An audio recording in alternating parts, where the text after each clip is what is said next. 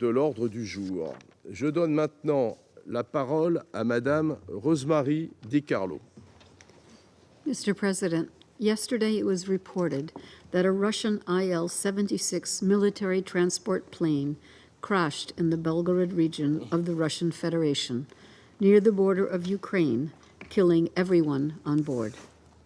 According to Russian authorities, the plane was carrying 65 Ukrainian prisoners of war, 6 Russian crew members, and 3 Russian military personnel.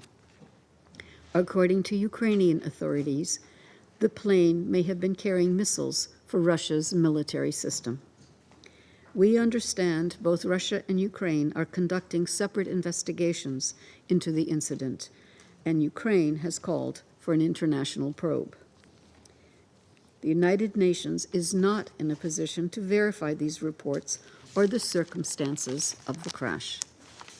What is clear is that the incident took place in the context of Russia's invasion of Ukraine and ongoing war. To avoid further escalation, we urge all concerned to refrain from actions, rhetoric, or allegations that could further fuel the already dangerous conflict.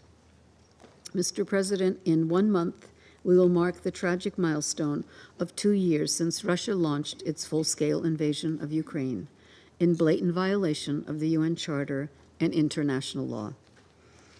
And today is already the Security Council's 4th meeting on Ukraine since the beginning of the year. In recent weeks, the scale and intensity of attacks against Ukraine have only grown, highlighting the dangerous trajectory of the war. Shelling and missile strikes on civilian areas continue to kill and maim civilians and cause massive destruction to critical infrastructure. In total, since February 2022, the Office of the High Commissioner for Human Rights has recorded 10,312 civilians killed, including 576 children, and 19,530 more injured, including 1,277 children. These figures continue to rapidly rise.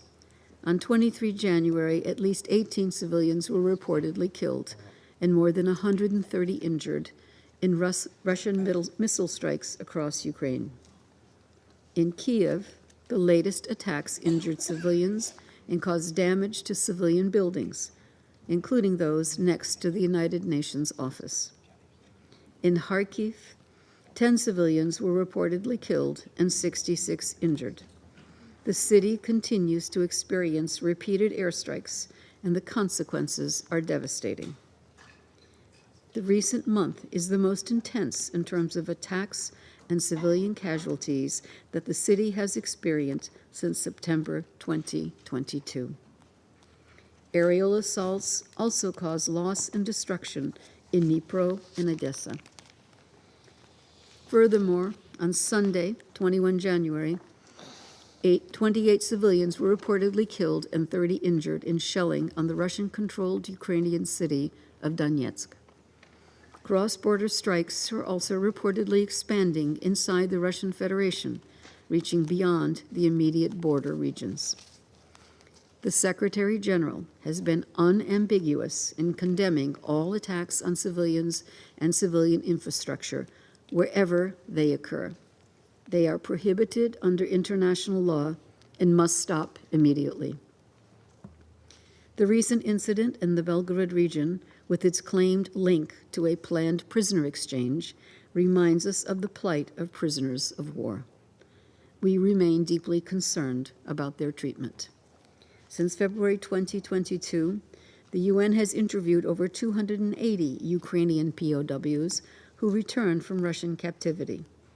Just in the past week, our colleagues in the Human Rights Monitoring Mission in Ukraine interviewed 31 prisoners of war who returned in early January.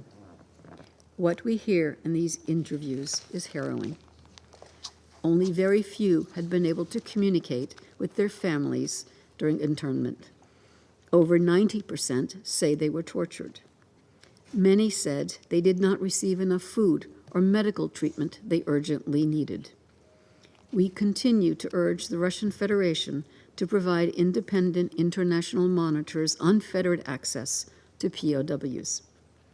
The parties must fulfill their obligations under the Geneva Conventions, and we commend Ukraine for the progress made in this regard.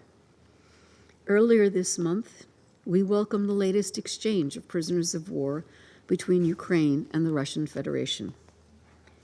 Notwithstanding the circumstances of yesterday's incident, the fate of prisoners of war should not be instrumentalized. We urge the parties to continue pursuing exchanges of prisoners of war. Families of both sides are waiting to be reunited with their loved ones. Mr. President, the war in Ukraine is a war of choice. Its tragic consequences are clear for all of us to see.